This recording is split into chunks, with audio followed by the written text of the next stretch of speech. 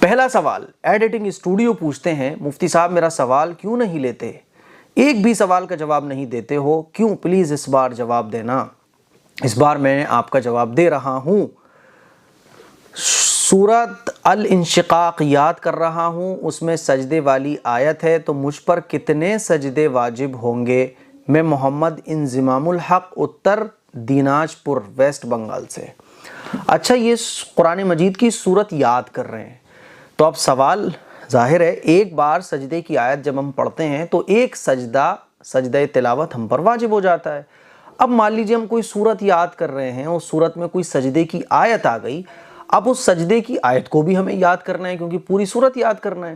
اب وہ سجدے کی آیت کو یاد کرنے کے لیے ہمیں اس کو بار بار ریپیٹ کرنا پڑے گا، کیونکہ قرآن کی جب ہم کوئی سورت یاد کرتے ہیں تو بار بار ایک آیت کو ریپیٹ کرتے ہیں نا، تاکہ وہ ہمیں یاد ہو جائے۔ اور یہی طریقہ ہوتا ہے یاد کرنے کا، پہلے ایک آیت یاد کرتے ہیں، پھر دوسری کرتے ہیں، پھر دونوں کو ملا کر پڑھتے ہیں، پھر تیسری یاد کرتے ہیں۔ اب یہ پوچھ یہ رہے ہیں کہ وہ سجدے کی آیت جب یہ یاد کرتے ہیں تو بار بار اس کو پڑھنا پڑتا ہے، تو بار بار وہ سجدے کی آیت ریپیٹ ہوتی ہے، تو کتنے سجدے واجب ہوں گے؟